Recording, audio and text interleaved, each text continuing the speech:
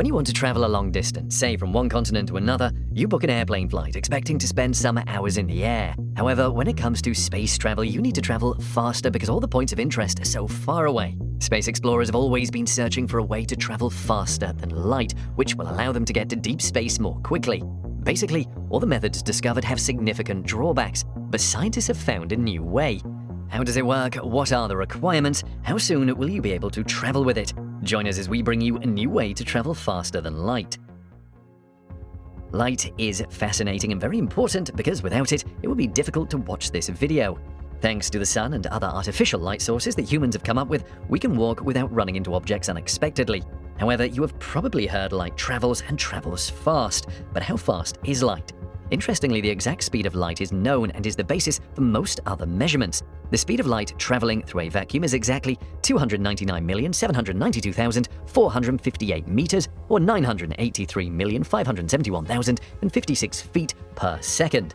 That means light will travel about 186,282 miles in just 1 second.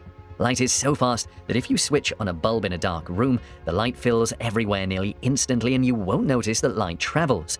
Another unit of measurement involving light is the light year, which is the distance that light can travel in 1 year. This value is about 6 trillion miles or 10 trillion kilometers. It is one way that astronomers and physicists measure immense distances across our universe. As mentioned earlier, the universe is so vast that it can take light many years to travel from one part to another. To illustrate, light travels from the moon to our eyes in about 1 second, which means the moon is about 1 light second away. However, sunlight takes longer, requiring about 8 minutes to reach our eyes, meaning the sun is about 8 light minutes away.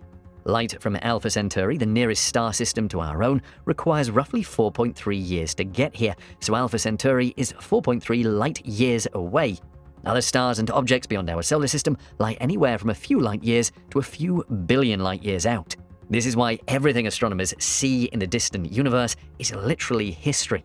When they study objects that are far away, they are seeing light that shows the object as they existed at the time that light left them. While there are a lot of fascinating things you can do with light, scientists have tried to find a way to travel at the speed of light. This is interesting as humans will finally become an interplanetary species. For instance, SpaceX billionaire CEO Elon Musk wants to form a settlement on Mars, but as explorers have to bear at the minimum 5 months of travel through space before touching down on the red planet. This can even reach almost a year depending on how close the two planets are, and that is with all the hazards it brings before touching down on the red planet. However, with speed of light travel, they can make a long trip in less than 4 minutes.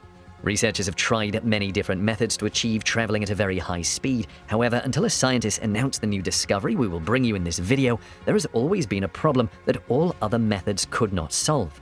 Even to achieve 1% of the speed of light, which is still plenty fast as it can take you from Los Angeles to New York in a little over a second, is very hard. The problem, in a single word, is energy. Any object moving has energy due to its motion, and physicists call this kinetic energy.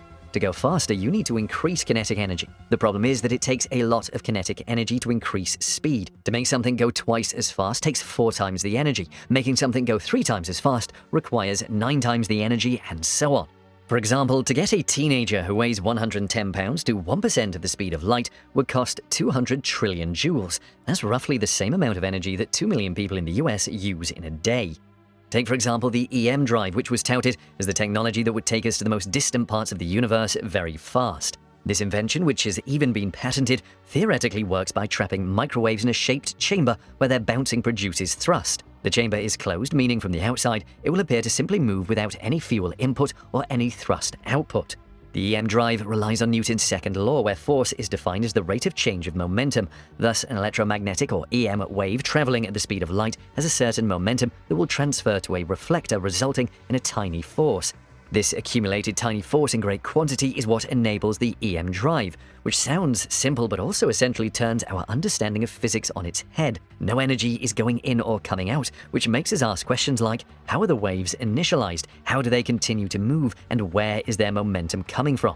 You can't have spontaneous created momentum without an explicable push, which is why many scientists don't even take the EM drive seriously. If the EM drive works, then it invalidates much of what physicists know about the universe. The EM drive was even put to the test by physicists at the Dresden University of Technology that showed the promising results obtained by NASA and China, showing thrust were all false positives explained by outside forces. However, the warp drive shows great promises, as shown by Dr. Eric Lentz, a physicist with over 10 years of experience in practical applications.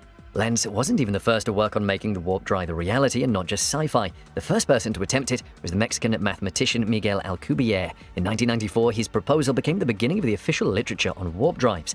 Unfortunately, the Alcubierre warp drive, as it has come to be known, requires a staggering amount of energy, along with the dreaded exotic matter as a co-ingredient. This highly radioactive stuff is only theoretical and is not something researchers have actually observed in nature, much less created. A handful of variations have been suggested since, including a 2010 update to the Alcubierre drive's physical design made by former NASA engineer Dr. Harold G. Sonny White. His update reduced the amount of energy needed to a less daunting number, even though it was still not practical because the solution also still required exotic matter, albeit significantly less than the Alcubierre solution. Another group of researchers from Switzerland known as Applied Physics APL put forth their own concept. Interestingly, their drive did not need any exotic material to create its warp bubble. However, their model could not go beyond the speed of light, which is the holy grail of space travel. To explain how his concept is different from those already proposed, Lentz first points to the physical structure of the classical Alcubierre drive, on which nearly all other solutions are more or less based. He said the Alcubierre solution provided an intuitive picture of what a warp drive would do, that is, contract the space immediately in front of the central region containing the ship or transport and expand the space immediately behind. This shows the warp drive as a wave of curvature on which a ship will ride to its destination. Even though it is the cornerstone of warp travel, Lentz argues it is not even the essential feature. Instead, he says a solution proposed by physicist Jose Notario back in 2002 showed that the expansion and contraction weren't necessary to transport the ship forward. That work prompted him to rethink how a warp could be created using only traditional matter and not exotic matter. Notario was able to prove that the expansion could be trivial or zero everywhere and still perform the same task of transporting a ship. This is a significant breakthrough because it means that exotic matter that warps the space in front of the theoretical passenger and behind them in nearly all theoretical warp drive solutions is no longer needed. And by building on Notario's theory, Lentz created his own variation that he believes is even more viable because it is rooted in conventional physics. Aside from this key material difference, Lentz indicated that his solution differs from Alcubierre and most others geometrically due to how the energy is placed around the warp bubble. In the Alcubierre solution, the energy density and curvatures are maximally separated, with the energy being restricted to a small torus between the regions of high contraction and expansion. The curvatures and sources in Lentz's proposal are instead highly correlated, with the regions of high energy density and high expansion and contraction overlapping almost exactly. It is these geometric distinctions between his concept and the traditional concepts that make Lentz's proposal a potentially more viable warp solution than those previously proposed. Of course, Lentz's warp drive is still completely theoretical. He does, however, see a few steps that can be taken right away to try to move his version closer to reality, which, like all previous drive theories, includes reducing the amount of energy needed. Where does Lentz want to take his warp drive from here? He said the next target is to make a warp bubble capable of moving at 1% the speed of light using a modern-day fission reactor. The physicist said he would consider patenting his warp drive, but he made it clear his work is just part of a larger, rapidly growing body of work in this area, and that the recent increase in warp drive concepts since Alcubierre's 1994 proposal gives those in his field hope that a real, testable version may be closer than we think. Lentz said it has been exciting to see how much progress has recently been made in the field of warp drive. He thinks many more advances are ready to be made and looks forward to seeing what the next few years bring. Let's hear what you think of speed of light travel in the comments section below. Hi friends. If you learned something through this video, then please support us. Have a nice day. Goodbye and take care.